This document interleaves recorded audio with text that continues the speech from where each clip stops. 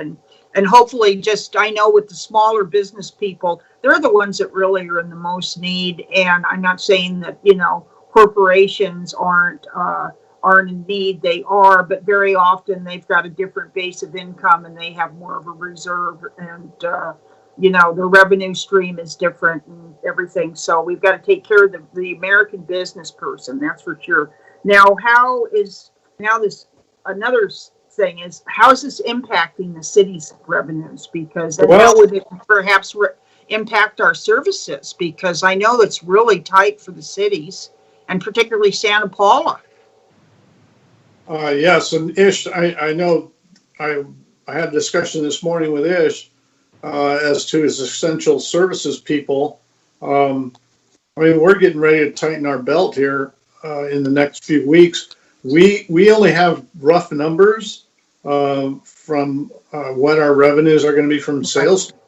So until we hear something, I know the city manager is keeping the city council abreast of it, but we may be seeing some kind of cutbacks. We don't know yet. And I know very, very many people are asking, well, what is it? Well, we don't know yet. We haven't got our payments yet. And all we're being told is it's going to be a significant cut. So if that happens, the city, we have a reserve, but we don't know. I don't know what the other council members will feel about that. Right. It'll be a decision whether we dip into any reserves to keep people, whether we have to go to furloughs, whether we try and cut some hours. We don't know yet. We are going to have a special meeting on Monday, and I believe the city manager will give us an up-to-date as to what he knows at that time. But like I said, changing day to day, I know it's frustrating for the people to not hear what those numbers are, but we don't have them yet. We just have approximations. That's it. Well, and not only that, once the reserve's gone, that's it, especially in this day and age. And, everybody's watching their pennies, as it were. And I know it's sad, but, people are having to make sacrifices, and, maybe there's a way to stagger furloughs or do things like that. But, and then of course the other side of the coin is then if it goes into like layoffs and things like that, then that system gets completely strained, and it's hard. You've got some hard decisions coming your way, Rick. You and the council and management.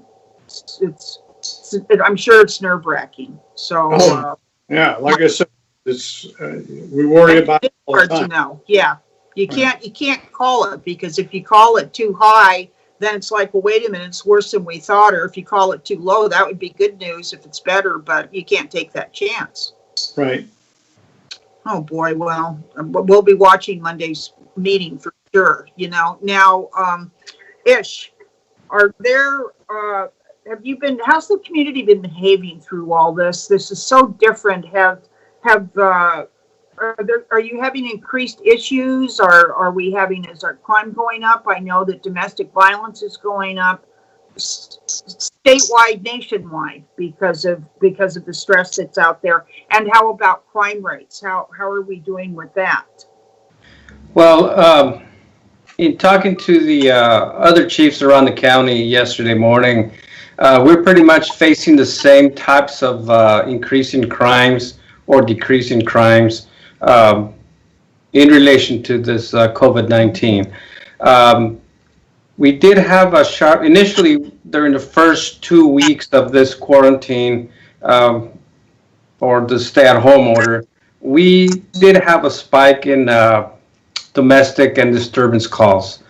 But during the last week and a half, I've noticed that they're coming down quite a bit. So that helps. But countywide, during the last month, they increased, I believe, 15 to 20%. Yes. So that's quite a bit. But in Santa Paula, I think it's fair to say that I've noticed it come down and kind of flatline. So that's good. That is good. And when we say domestic calls, it doesn't necessarily mean so much physical contact with one another. It's more like unruly people at home, loud music, whatever, but not necessarily Sure. mean domestic battery type calls. Sure. Doesn't As far as particularly violence. right. As Okay. far as crime, we also did have a spike in property crimes, petty thefts and burglaries. And that was, again, in talking to the other chiefs and the sheriff, they pretty much had the same thing, specifically in stolen vehicle reports. So that went up a little bit. Here in Santa Paula, we were able to identify a group of 4 or 5 people that were doing commercial burglaries. Just yesterday, we executed, or a couple of days ago, we executed a couple of search warrants. We have 4 in custody, and we solved, or the detective solved, anywhere 6 to 8 commercial burglaries. Oh, And wow. they're looking at more in the city, as well as other crimes like that, burglaries, strong arm robberies, and so Sure. forth. Now, were these locals, these 4 people, or were they from out of town? At this point, do you know offhand? Initially, based on the sophistication of the crime, I thought maybe it was out of town, but we found out that they were Santa Paula juveniles. Oh, okay, sure. Well, unfortunately, I guess, they've got all that time on their hands, and doesn't crime usually go up a little bit anyway within juvenile involved crime in summer months when they're out of school and everything? Yeah, traditionally that is the summer months where we get an increase in petty thefts and vandalism type crimes. But these guys sound pretty organized. Yeah, not so much felony type of crimes. We Sure. get the juvenile type of crimes. But in this case, they're pretty sophisticated, and to the point where they were going into commercial businesses. Wow, and they yeah. were actually burglarizing them. Yes, and otherwise, other types of crimes, remain pretty much, I hate to say normal, but at its normal pace. Yes, regular levels. Yeah. Now, but, I know that I know they've got the CHP is cracking down on people on the highways that are going 100 miles an hour.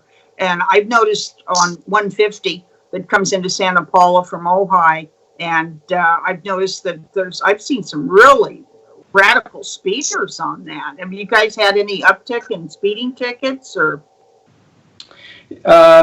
Not necessarily. I don't think it's any spike in that type of moving violation. We have a motor officer who's still pretty active, Yes. and we've placed the speed trailer in different parts of the city every day. So I think that helps maintain the speed limits. There are streets that we're still having problems with, but we're trying to keep an eye on that and enforce those speed laws in those areas. Now, I'm sure that all of our first responders, as it were, and even our city staff and our elected officials, I'm sure you hear from people that they appreciate the fact that you're working, you're out there, you're trying to. I know they're all very modest. Well, maybe except for 1 or 2, but I know. But have they reported that they're getting high fives from people, and real high fives from people and things like that? I think people are feeling very, very thankful out there. Yes, they are. Not seeing as many people as they would anyway, but. Yeah, I've received a couple of phone calls praising the officers and their actions out there. But, I live here in Santa Paula, lived here forever, and I'm out and about quite a bit, the store or restaurant or what have you. And I hear the comments. I hear people that are praising the officers. I hear them praising the officers for being busy and proactive in times of crisis. And yeah, they're praising the officers, and officers are so far, everybody's showing up to work, no issues, no problems, no illnesses, and they're continuing to do their job to the highest standards that are expected of them. So yeah, I think the community overall is appreciative of them being out here. Oh, yeah, absolutely. And Rick, just, I guess to take your mind off things, you're reopening Friday night, La Cabana. You're going Yes, to be we are. with takeout. We're opening for takeout. We've had Uh-huh. extensive remodeling done throughout the restaurant. So although people won't be able to go in and see, they can at least see our entrance. We have a new entrance, spruced it up a little bit, got a new parking lot, working on trash enclosure. So yeah, we're excited about getting open tomorrow.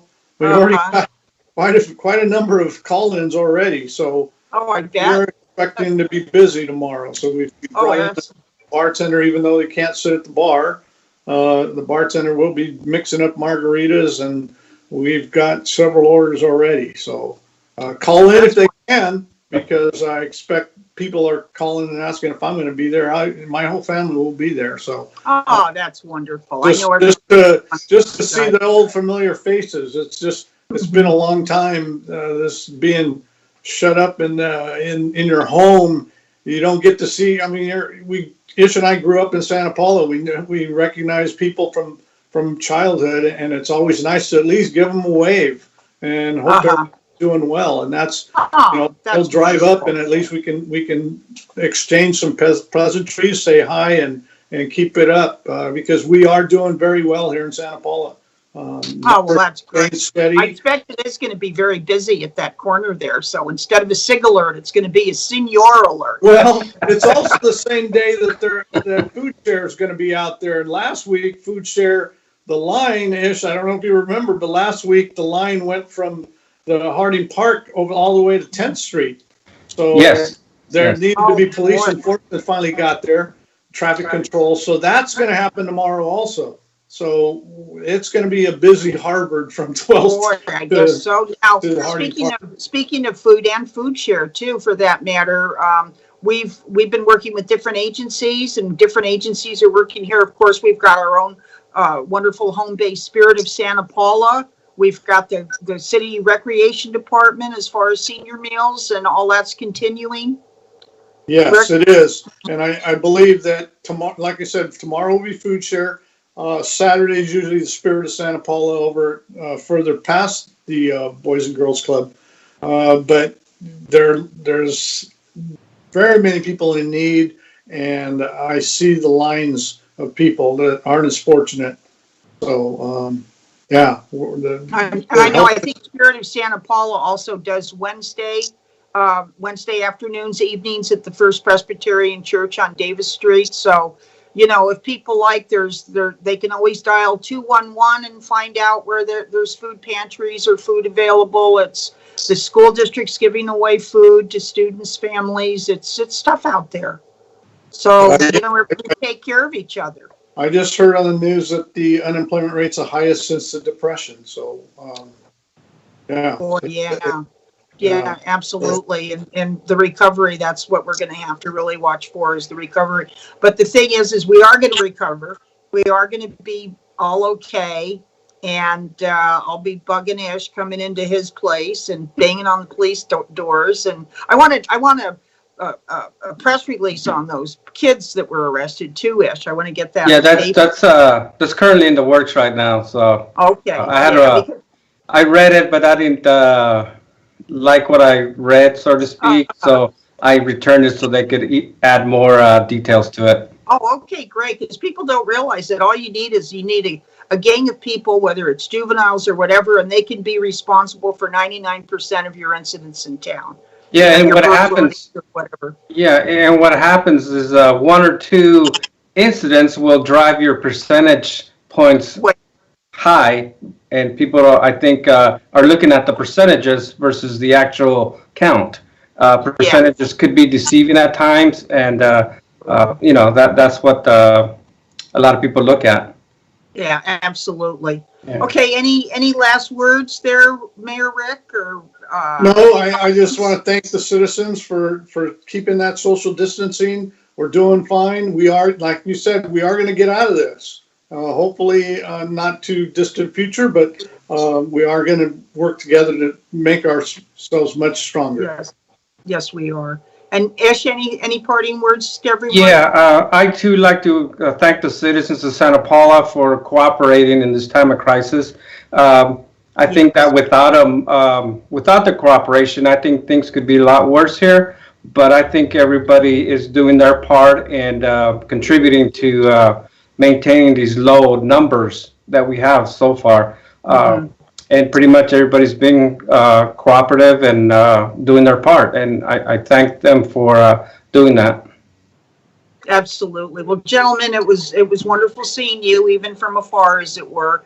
And don't forget to visit kadytv.net and be sure to subscribe. And we'll be bringing you more programming like this, and that'll give us even more opportunities for programming. And I want to thank again Mayor Rick Ariza and Interim Police Chief Ish Cadero for joining us today and bringing us up to date on what's going on in Santa Paula, which is the center of our universe. So anyway, so thank you, gentlemen, and I'll talk to you soon. Bye-bye. Thank you, Peggy. Thank you. Thanks, Peggy. Okay. Oh, Perfect. boy. Thank you. Very good. Yeah. Let me ask Rick real